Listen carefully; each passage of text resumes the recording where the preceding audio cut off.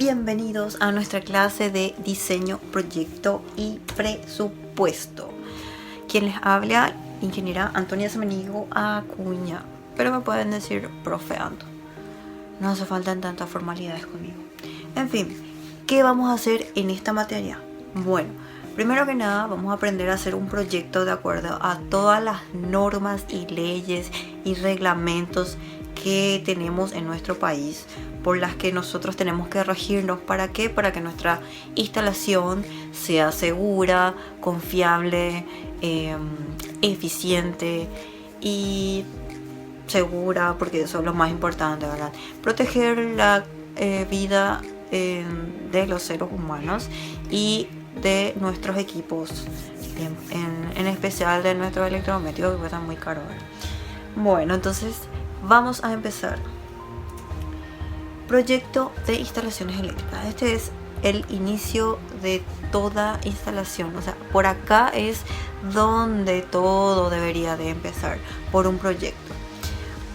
Anteriormente, la gente que se dedicaba a hacer las instalaciones eléctricas, tipo hacía todo acá en la cabeza nomás. Tipo decía, bueno, acá poneme un toma, allá una luz, allá otro toma, y así, ¿verdad?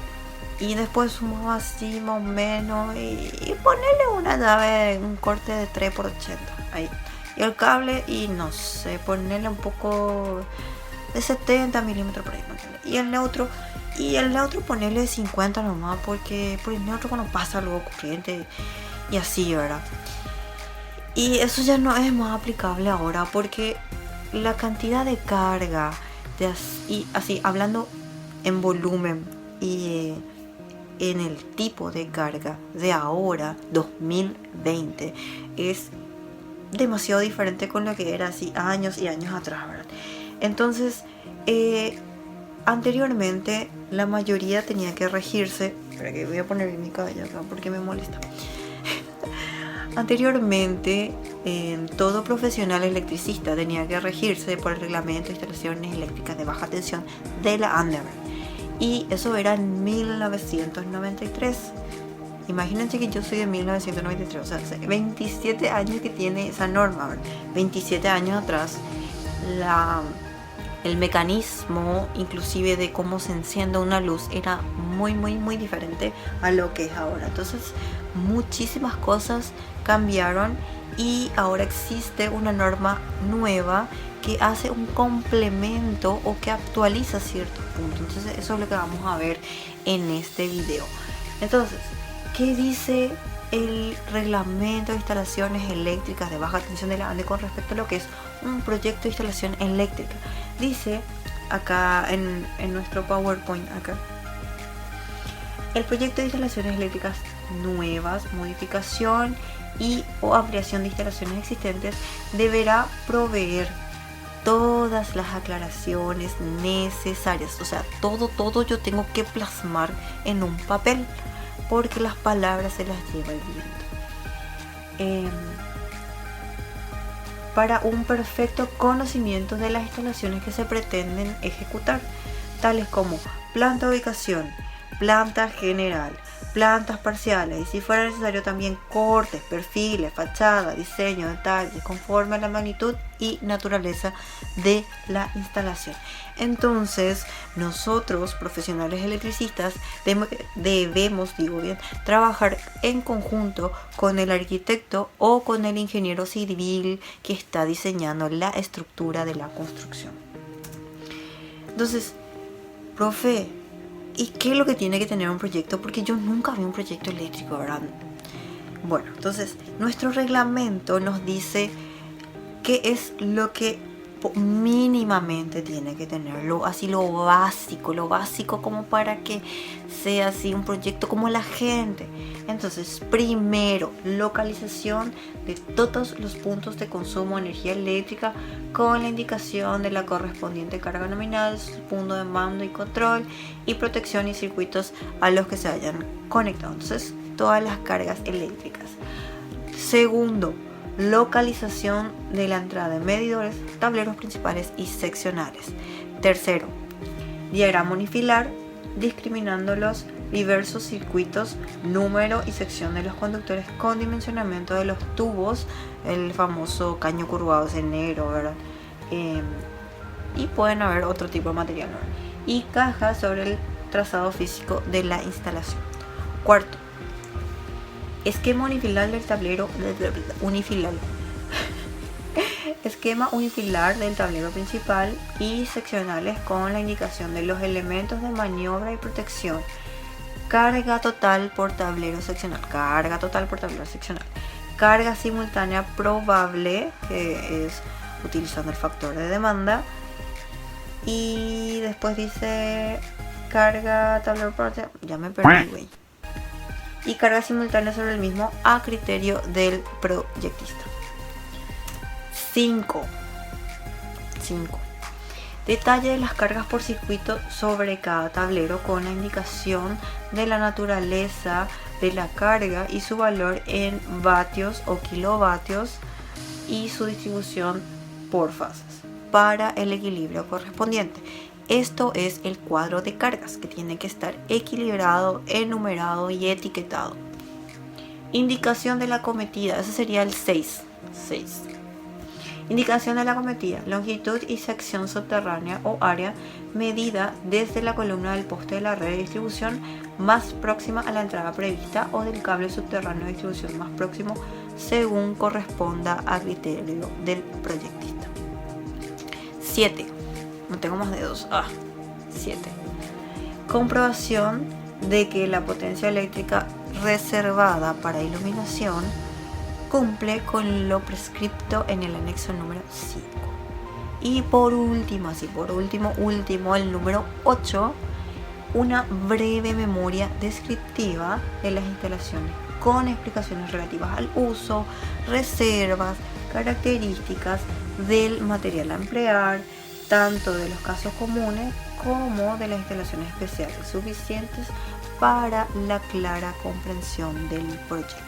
Entonces, ahora vamos a ver específicamente, no específicamente, pero una breve explicación de todos estos puntos, de cómo se ven en un proyecto real. Entonces, aquí no le saqué el audio, le tengo que sacar. Pero en fin, vemos acá lo que sería la instalación eléctrica. Lo que estoy haciendo así con el mouse son las cargas, que sería la localización de las cargas. Eso es lo que inicialmente se hace. Uno habla con el arquitecto o con el ingeniero que está diseñando, como les digo, la parte estructural, y en conjunto con ellos, y en conjunto también con las necesidades del cliente, se procede a colocar las cargas. Y lo que ven ahí, esos dibujitos, corresponden al anexo número 2 del reglamento de instalaciones eléctricas de la ANDE. Entonces, todos esos dibujitos raros que ustedes ven ahí son las cargas. Por ejemplo, tomas, básicamente son tomas, luces y algunos aires y así. Básicamente es eso, ¿verdad? Ahora, ¿por qué siempre estoy recalcando la necesidad de la comunicación con el arquitecto? Pues bien, son ellos los que definen el tipo de luminaria que vamos a utilizar. Normalmente son ellos, ¿verdad? Porque ellos son un poco más creativos que nosotros los ingenieros eléctricos. Entonces ellos nos dicen: Inge, acá quiero una luz, y acá quiero así una super araña así enorme luego. Entonces nosotros tenemos que prever la carga de esa araña, el conductor que va a ir ahí, en qué circuito, etc. Entonces el primer punto, localización de las cargas, es lo que vieron recién. Después tenemos la localización de los medidores y tableros principales, que fíjense acá tenemos el tablero principal que está bien localizado, en este caso en el lavadero, y después se ve el lugar donde va a estar la acometida, que está el medidor. Ahí es el lugar donde se va a colocar el medidor, donde va a ser conectado. Después, en este caso, tenemos una segunda planta en donde está el tablero seccional. Entonces, están expresamente indicados dónde van a ir tanto el medidor como los tableros. 3 y 4. Diagramas unifilares de los tableros con los circuitos correspondientes. Espérense, acá me equivoqué de video. No puede ser. Sí, me he equivocado. Me he equivocado de video. Espérense. Ya, ahora sí. Bueno. Ahí vemos lo que sería el esquema unifilar de esta casa de las 2 plantas, ¿verdad? En donde tenemos medidor grande y también tenemos un generador a pedido del dueño de la casa, ¿verdad? También tenemos bien expreso lo que sería la potencia total instalada, el factor de simultaneidad, y nuestra potencia declarada. Tenemos nuestro tablero de transferencia con los correspondientes cortes y conductores, el tablero principal donde también tenemos el conductor que va a ir y el corte, la llave de corte principal, También expresamos disyuntor, sección, circuito, potencia y uso para que sea bien legible nuestro esquema unifilar. Entonces ahí nosotros podemos ubicar exactamente a qué parte de la casa o a qué equipo o a qué aparato o a dónde, qué es lo que corta esa llave. Porque famoso, uno está en su casa, en mi casa por ejemplo, ¿verdad? Se quema una luz X o un toma, ¿verdad? Explotó un toma y me dicen, bueno, baja la llave para poder cambiar el toma. Y yo me voy al tablero y quiero bajar la llave. ¿Y cuál llave? ¿Cuál llave? Si hay 200 llaves y ninguna está etiquetada, ¿verdad? Y te quedas mirando así, ¿y dónde está el cuadro de carga donde me dice qué llave corresponde a qué? O sea, tipo historia y geografía, esas cosas, ¿verdad? Antes. Ahora no, ahora uno tiene que especificar bien qué llave corta qué cosa, ¿verdad? Esa es la manera correcta de hacer un proyecto. Después tenemos el detalle de cargas por circuito, que sería el cuadro unifilar, el cuadro de cargas. Entonces vemos acá lo que sería. Les voy a mostrar rápidamente el tablero principal porque este esquema se repite también para los seccionales, donde tenemos en la descripción del uso de cada circuito. Tenemos por ejemplo aire, termocalefón y varios, portón eléctrico, bomba, etcétera. Pueden haber otras cosas raras también, depende de cada persona tiene su cosa rara en su casa, ¿verdad?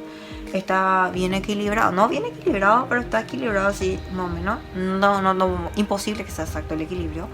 Después tenemos finalmente la potencia instalada, la total, que sería la suma aritmética de todas las cargas, factor de demanda que sacamos del anexo número 3. Después de ahí sale la potencia declarada, nuestro corte, llave de corte principal. Después de ahí dimensionamos también el alimentador principal de nuestra instalación. Y de yapa, un generador, ¿verdad? Un generador, dimensionamos la potencia del generador con la llave de corte y el conductor en que corresponde a esa potencia de generador. Entonces básicamente eso, nuestro esquema o nuestro cuadro de cargas,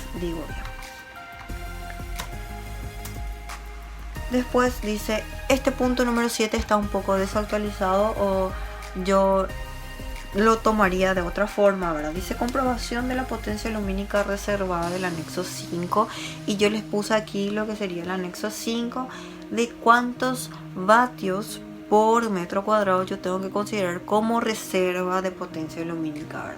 Entonces, por ejemplo, en la sala tenemos 15 vatios, en el dormitorio 12, escritorio 10, etcétera. Pueden leer bien o se remiten al anexo número 5 y listo, ¿verdad? Ahora, en las notas dice, en el cómputo de carga mínima no se incluyen los tomas corrientes. Entonces, en este reglamento te decía que vos tenías que tener una potencia de reserva, pero de luces y no de tomas, ¿verdad? Entonces,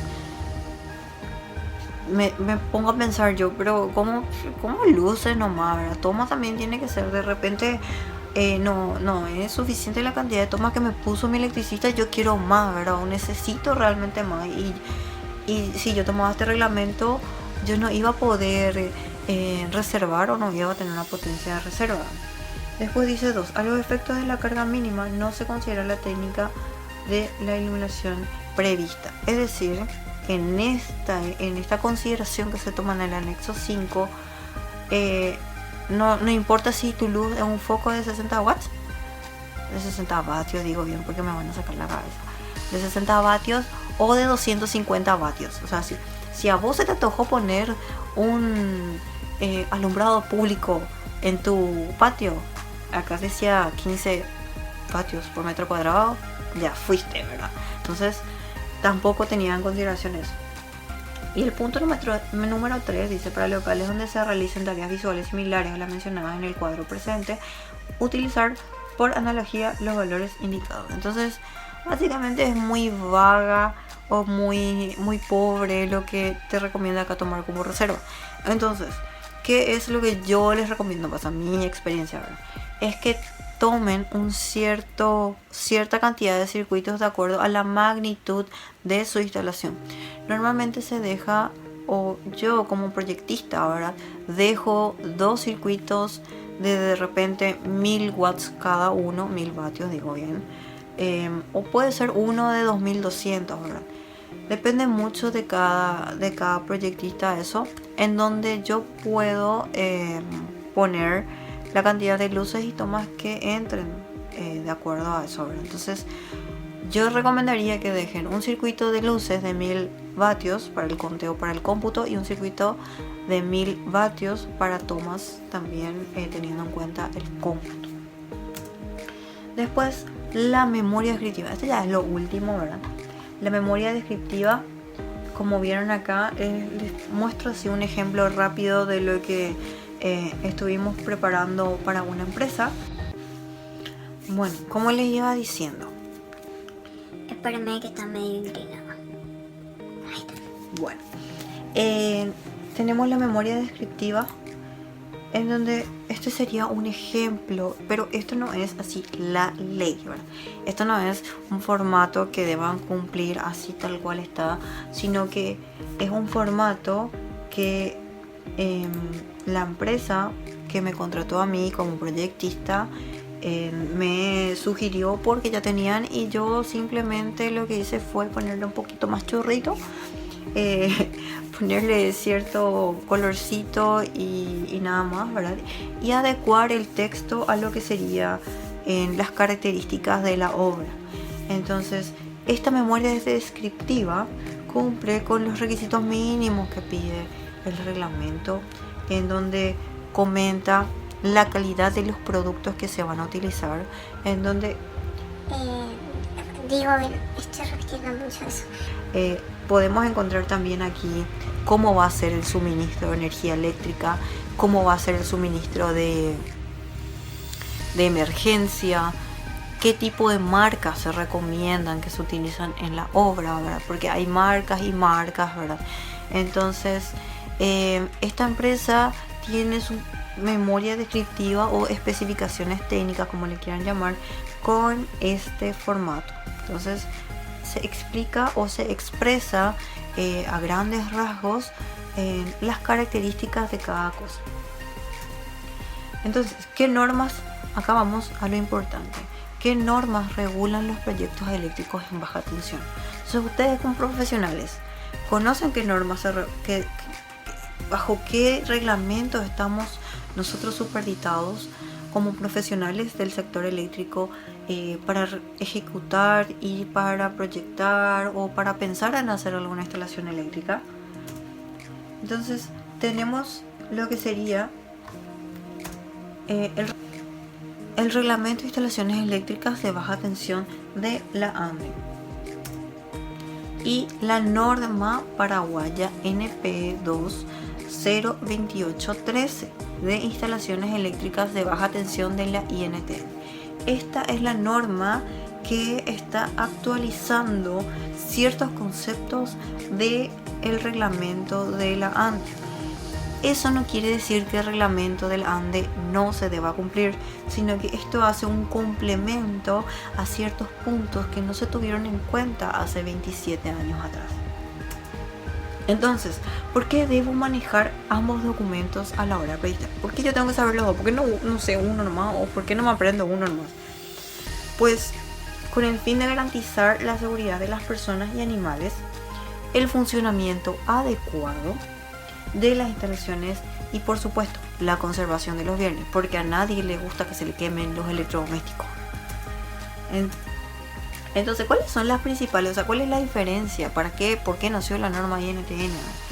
Hay ciertos cambios que se hicieron gracias a la norma INTN y uno de ellos vamos a hablar que es con respecto al conductor neutro.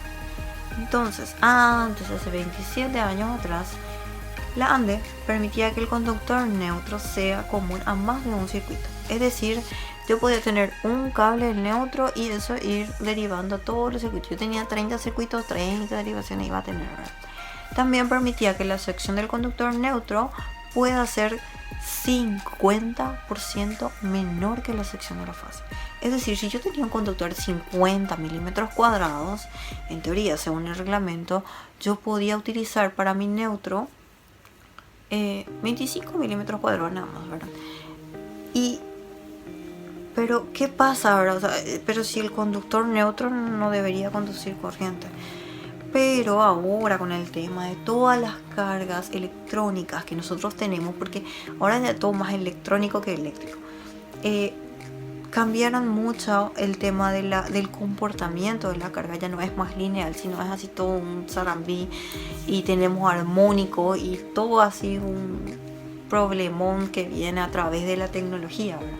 Entonces, por eso la norma paraguaya ahora en 2020 y ya a partir de hoy para adelante nos dice que el conductor neutro no puede ser común a más de un circuito. Es decir, si yo tengo 10 circuitos, 10 neutros voy a tener. No voy a tener 10 derivaciones. O sea, no voy a tener un neutro y 9 derivaciones. Voy a tener 10 cables independientes.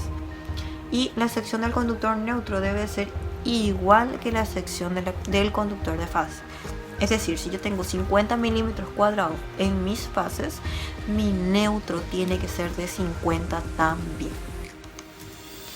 Otra cosa, dice, los puntos de consumo de iluminación y de toma corrientes pueden estar en los mismos circuitos. Antes, por practicidad o qué sé yo, por cosas de la vida, ¿verdad? Yo podía meter en un mismo circuito luces y tomas, ya está, ya. Todos los tomas. Seguro que en su casa, por ejemplo, pueden, se quieren ir, o sea, se van para bañarse, ¿verdad? Y prenden el calefón y como que baja la potencia de la luz. Y eso es porque, ¿verdad? Porque la luz está en el mismo circuito que el calefón. Y eso no debe ser así, tiene que estar separado. Entonces, ¿qué te dice la norma ahora? Dice que se separen los circuitos en iluminación, circuito de toma de uso general y circuitos de toma de uso específico. Toma general es enchufe común y silvestre, en donde nosotros enchufamos nuestro, qué sé yo, nuestra computadora o nuestro cargador de teléfono, veladores, así cosas sin mucha carga. Ahora, el uso de toma corriente específico sería en donde nosotros usamos normalmente, por ejemplo, en las cocinas, que son el lugar donde más carga o más concentración de carga tiene una residencia. Entonces, en la cocina tenemos tomas especiales ¿para qué? Para el microondas, para el horno eléctrico, para la cocina inducción, para la mixtera, etcétera, etcétera. Todos son esas tomas de uso específico y deben ir en circuitos aparte. Nada de mezclar con luces y tomas comunes. Entonces, otra diferencia que encontramos aquí entre la ANDE y INTN es la adición de ciertos componentes, como este componente que se llama DPS. Entonces, googleen un poco qué significa DPS. Es un dispositivo de protección contra sobretensión. ¿Qué es lo que va a hacer este dispositivo? Cae un rayo y no se me va a quemar mi tele, mi heladera, mi licuadora, etcétera. ¿Por qué? Porque yo ya le puse protección contra eso. Entonces, si no te gusta que se quemen todas tus cosas cada vez que cae un rayo o cada vez que hay una super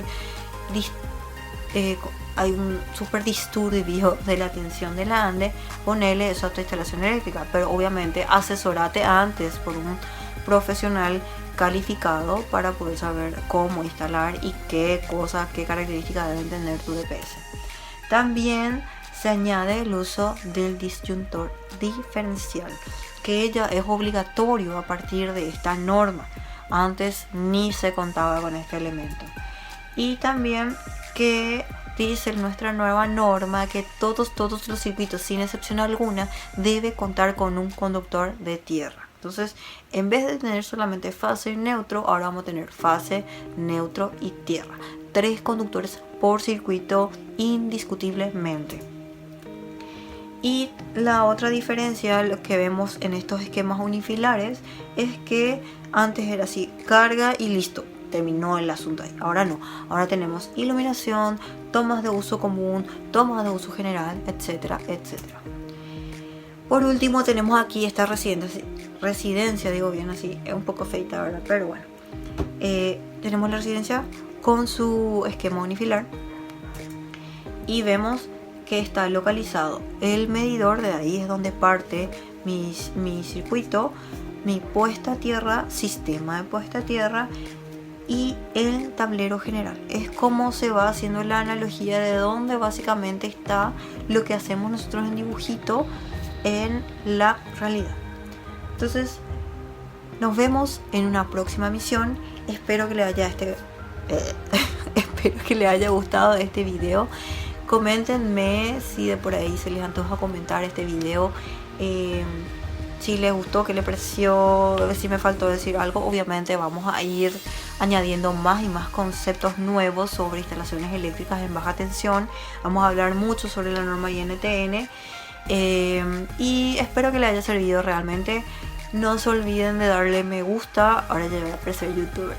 No se olviden de darle me gusta a mi video y si de por ahí les interesa seguir aprendiendo sobre estos temas, suscríbanse a mi canal.